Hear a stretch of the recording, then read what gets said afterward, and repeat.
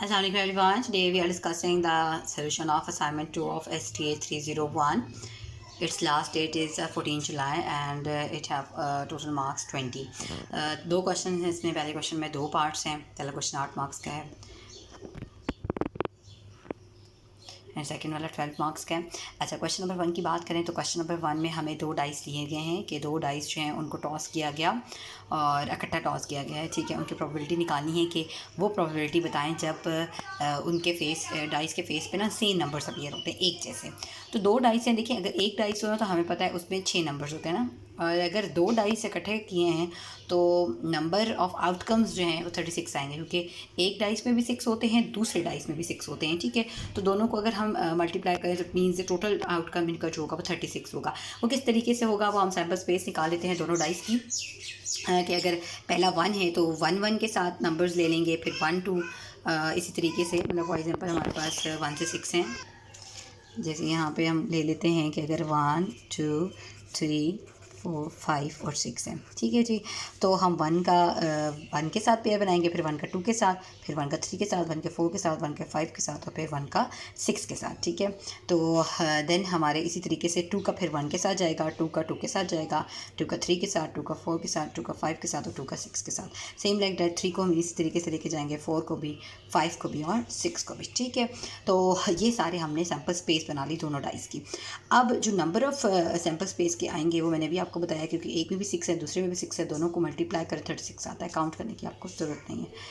अब उसने हमें जो क्वेश्चन में ये कहा है कि सेम नंबर्स अपीयर डाइस के फेस पे, सेम एक जैसे नंबर्स कब अपीयर होंगे. तो देखिए, अगर हम चेक करें तो इस सेम नंबर्स कब कब अपीयर हो रहे हैं. 1 1 है, 2 2 है, 3 3 है, 4 4 है, 5 5 है एंड देन 6 6 है. ठीक है, तो ये जो नंबर ऑफ़ आउटकम्स हैं, सेम नंबर ऑफ़ आउटकम्स जो फेस पे आ रहे हैं वो हमारे पास टोटल जो है वो 6 हैं. तो NA जो है जो अपीयर्स हो रहे हैं नंबर ऑफ़ आउटकम्स, तो वो 6 हैं. ठीक है, अगर हमने प्रोबेबिलिटी फाइंड आउट करनी हो तो प्रोबेबिलिटी P ऑफ A का फार्मूला जो होता है वो नंबर ऑफ़ आउटकम्स जो हमारे पास आ रहे हैं NA divided by total sample space जो है वो NS है. ठीक है, उसमें डिवाइड करना है हमने. 6 आ रहे थे जो सेम नंबर्स अपीयर होते हैं डाइस के फेस पे, वो 6 थे. टोटल नंबर्स जो थे 36 थे. 6 बाय 36 करेंगे, 6 1 से 6 6 is 36, तो डैट मीन्स 1/6 इसकी प्रोबेबिलिटी आ गई है. तो इस तरीके से हमारा जो क्वेश्चन नंबर 1 है वो आपका कंप्लीट हो गया. 1 का A part, sorry B part अभी हम नेक्स्ट करते हैं. अच्छा जी, B पार्ट में हमारे पास 3 कॉइन्स कहते हैं, 3 कॉइन्स हैं जिनको आपने टॉस किया और इकट्ठा टॉस किया. ठीक है, तो आप बताएं प्रोबेबिलिटी वो कौन सी प्रोबेबिलिटी होगी कि हमें कम से कम एक हेड मिले, एट मोस्ट 1 हेड. ठीक है, अच्छा सबसे पहले बात कर लेते हैं 3 कॉइन्स की. देखें जी, अगर एक कॉइन हम टॉस करते हैं, देखें ये हमारे पास एक कॉइन है. ठीक है, इस कॉइन के दो ही आउटकम्स हैं, या तो इसका हेड आएगा या फिर इसका आएगा टेल. ठीक है, दो आउटकम्स हैं. तो अब उन्होंने 3 कॉइन्स टॉस किए हैं. तो अब देखिए, अगर 3 कॉइन टॉस किए हैं तो पहले हम बात करते हैं कि एक अगर हो तो एक हेड और एक टेल, फिर इसी से ही इस हेड के आगे से फिर एक हेड और एक टेल बनेगा. सेम लाइक दैट टेल के भी फिर आगे से एक हेड और एक टेल बनेगा. इस तरीके से हम एक सिस्टम डेवलप करते हैं. फिर अगर हमने एक और भी ड्रॉ करना है, मतलब तीनों इकट्ठे कर रहे हैं, तो फिर हम हेड के आगे हम कहेंगे कि इसका हेड और टेल, फिर इसका भी कॉइन का आगे से हेड और टेल, सेम लाइक दैट, फिर इस हेड के आगे हेड टेल और इस टेल के आगे हेड टेल. अब इस तरीके से हम आउटकम्स बनाएंगे. किस तरीके से हम आउटकम्स बना रहे हैं जी, क्योंकि 3 हमने इकट्ठे टॉस किए हैं. तो ये तरीकाकार होता है, इस तरह का स्ट्रक्चर होता है इसका बनाने का. अब इनको लिखने का क्या तरीका है, क्योंकि 1 2 और 3 हेड्स आ रहे हैं तो 3 टाइम्स H कर दिया, फिर 1 H और ये T आ गया. ठीक है, तो हेड हेड टेल आ गया. फिर इस हेड का इस टेल के साथ वो हम कंपैरिजन कर रहे हैं, उस तरह लिख रहे हैं head tail head, head tail tail, फिर tail head head, tail head tail, फिर टेल टेल हेड और tail tail tail, triple tails आ गया. ठीक है, तो इस तरीके से हमारे 8 सैम्पल्स आ गए हैं. ठीक है, तो ये हमने 3 कॉइन्स इकट्ठे टॉस किए हैं. ये एक कॉइन का मैंने बता दिया, हेड और टेल. इसी तरीके से हमने जब 3 कॉइन्स को करेंगे तो पॉसिबल जो सैम्पल स्पेस बनेगी वो हमारे पास ये 8 तरह के आ जाएंगे हेड टेल्स हेड के अकॉर्डिंग. अब उसने जो हमें कहा है, उसने कहा एट मोस्ट 1 हेड आना चाहिए. एट मोस्ट 1 हेड का मतलब ये है कि कम से कम एक या एक भी नहीं. ठीक है, तो कम से कम एक हेड आए या एक भी हेड ना आए तो it means less than equal to 1 आएगा. तो जिन इन आउटकम्स में देखते हैं, जिन में एक हेड होगा या बिल्कुल भी हेड नहीं होगा, वो हमने NA में लेने हैं. ठीक है, जो हमारी रिक्वायर्ड फॉर्म है, ठीक है। अब देखें इसमें तीनों हेड है, ये भी नहीं ले सकते, हेड वाला भी नहीं ले सकते, इसमें भी 2 हेड है। ये जो चौथा नंबर पे है हेड टेल हेड, ये वाला लेंगे पहले, ये भी नहीं ले सकते। नेक्स्ट हमारा टेल हेड, टेल वाला हम लेंगे, फिर टेल टेल हेड वाला लेंगे और फिर एंड पे ट्रिपल टेल वाला लेंगे, ठीक है। तो ये 4 जो हैं हमारे पास आ जाएगी NA, दैट इज़ 4, ठीक है। इनमें कम से कम एक हेड है या बिल्कुल एक हेड भी नहीं है। अब जब हमने इसकी प्रोबेबिलिटी निकालनी है तो हम क्या करेंगे, NA को NS पे डिवाइड करेंगे। तो NA क्या है हमारे पास 4 है और NS क्या है 8। 4/8 करें, 4 1 सा 4, 4 2 सा 8, तो ये 1/2 यानी 0.5 प्रोबेबिलिटी आ गई कि अगर आप 3 कॉइन्स इकट्ठे टॉस करते हैं तो कम से कम एक हेड होने का मतलब ये है कि उसकी प्रोबेबिलिटी आएगी 1/2। That is over this B part of the first question. Now we discussing the second question. Second question के 12 नंबर हैं जी, और that is very important question. इसमें आपके पास क्या है जी, क्वेश्चन में कि एक बैग है जिसमें 5 ग्रीन बॉल्स हैं और 3 रेड बॉल्स हैं, ठीक है।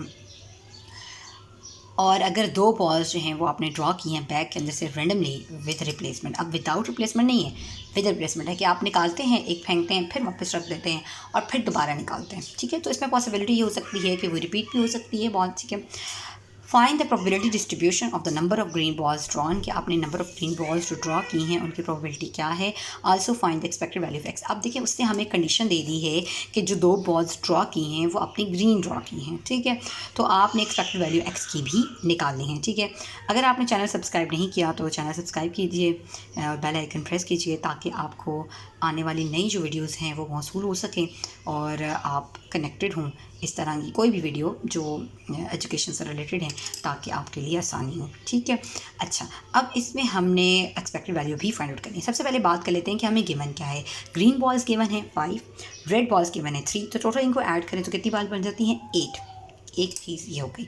फिर उसने हमें ये बताया कि 2 बॉल्स आपने ड्रॉ की हैं बैग के अंदर से। विदाउट रिप्लेसमेंट होती तो ये होता कि एक कम हो जाती, मतलब टोटल 8 बॉल है तो पहली दफ़ा जब हमने निकाली तो 7 बॉल हो गई। तो उस तरीके से that is another way to calculate the values. लेकिन यहाँ पे उसने क्या कहा है, उसने कहा विद रिप्लेसमेंट है कि आपने जब एक बॉल निकाली तो फिर आपने वापस रखी, मतलब फेंकी, ड्रॉ की और देन फिर आपने वापस रखी और फिर उसके बाद आपने नेक्स्ट ड्रॉ की। अब इसमें हमने जो विद रिप्लेसमेंट के बाद अगली बात है कि वो बैग्स आपने विद रिप्लेसमेंट से बैग में से जब वैल्यूज़ निकाली हैं तो क्या एक्सपेक्टेड वैल्यूज़ आप किस तरीके से फाइंड आउट करेंगे। देखिए जी, विद रिप्लेसमेंट जब हम बॉल्स ड्रॉ करते हैं तो हमने लेट कर लिया कि ग्रीन बॉल्स जो हम ड्रॉ करें वो फॉर एग्जांपल एक्स हैं, क्योंकि हमें पता नहीं है ना कि क्या है एग्जैक्टली। तो इसमें पॉसिबल आउटकम्स क्या बनेंगे वो देख लेते हैं कि अगर दोनों बॉल्स ग्रीन होंगी तो उसका मतलब है जो दोनों बॉल्स ड्रॉ की हैं तो इसका मतलब एक्स इज इक्वल टू 2 है, क्योंकि हमने ग्रीन के लिहाज से देखना है। और अगर एक बॉल ग्रीन होगी और एक रेड होगी तो जाहिर सी बात है एक ग्रीन आई तो ग्रीन के लिए हम पॉसिबल आउटकम चेक कर रहे हैं तो इस वजह से हम एक्स इज इक्वल टू 1 करेंगे। और अगर दोनों बॉल्स ही रेड हुई, ग्रीन निकली ही ना, क्योंकि हमें तो नहीं पता ना, हमने तो सिर्फ प्रोबेबिलिटी चेक करनी है कि ग्रीन बॉल्स कितनी आएंगी। और अगर कोई भी ग्रीन बॉल नहीं आती, इसका मतलब है मतलब रेड बॉल्स हैं दोनों, तो एक्स इज इक्वल टू 0 है, तो ये भी ग्रीन बॉल नहीं है। तो हमारे पास जो एक्स की वैल्यूज़ आ गई वो 0 1 2 आ गई, ठीक। अब हम प्रोबेबिलिटीज़ 1 बाय 1 फाइंड आउट करते हैं। अगर probability X is equal to 2 होगी, इसका मतलब है दोनों ग्रीन बॉल्स हैं। और ग्रीन बॉल्स की प्रोबेबिलिटी क्या होगी कि नंबर ऑफ़ ग्रीन बॉल्स क्या है 5 और टोटल बॉल्स कितनी हैं 8, तो 5/8 को 2 टाइम्स मल्टीप्लाई कर लेंगे, ठीक है। तो 5 5 25, 8 8 64, 25/64 इसकी प्रोबेबिलिटी आ जाएगी अगर दोनों बॉल्स हुई ग्रीन।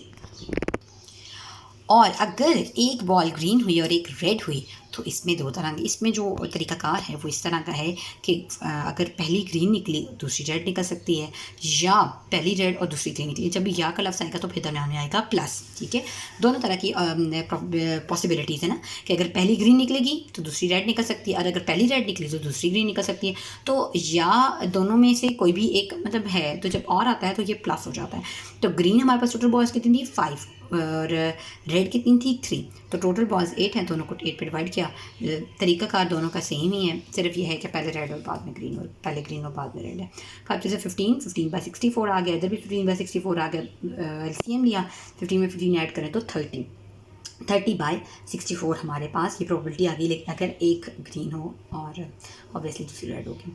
नेक्स्ट ये है कि अगर कोई भी ग्रीन ना हो, ठीक है, तो इट मीन्स दोनों रेड होंगी। जब दोनों रेड होंगी तो रेड के लिए हमारे पास जो रेड बॉल्स थी वो टोटल 3 थी, तो 3 और टोटल बॉल्स 8 हैं, तो 3/8 को 2 टाइम्स मल्टीप्लाई करेंगे तो ये 9/64 आ जाएगा। अब क्योंकि आपने एक्सपेक्टेड वैल्यूज़ निकाली हैं तो हम प्रोबेबिलिटी डिस्ट्रीब्यूशन बना लेंगे। प्रोबेबिलिटी डिस्ट्रीब्यूशन किस तरीके से बनाएंगे वो देख लेते हैं। देखिए, प्रोबेबिलिटी डिस्ट्रीब्यूशन बनाने का क्या तरीकाकार है। हमारे पास एक्स की कितनी वैल्यूज़ थी, 0, 1 और 2, वो हमने लिख ली। अब जो इनकी अकॉर्डिंग प्रोबेबिलिटी आई हैं उनकी वैल्यूज़ लिखेंगे। 0 जब था, एक्स की वैल्यू 0 थी तो प्रोबेबिलिटी आई थी 9/64। जब एक्स की वैल्यू 1 थी तो प्रोबेबिलिटी आई थी 30/64, वो हमने लिख ली। और जब एक्स की वैल्यू 2 थी तो 25/64 आई थी, ये 25/64 आई है, वो हमने लिख लेंगे। अब एक्सपेक्टेड वैल्यू निकालनी, तो एक्सपेक्टेड वैल्यू का तरीकाकार क्या होता है कि एक्स को पी ऑफ एक्स से मल्टीप्लाई करेंगे। देखें कि 0 किसी चीज़ से मल्टीप्लाई हो, आंसर विल बी 0। 1 किस चीज़ से मल्टीप्लाई होगा तो वही चीज़ आ जाएगी, 30/64 आ गई।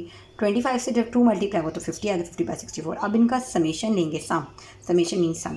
तो 30 में 50 ऐड करें तो क्या आ जाता है, 80/64। तो एक्सपेक्टेड वैल्यू ऑफ एक्स जो हमने निकालनी है वो समेशन होती है, डैट इज़ एक्स और पी ऑफ एक्स को की मल्टीप्लिकेशन का समेशन वो है 80/64, और उनको जब डिवाइड करेंगे तो आ जाएगा 1.25।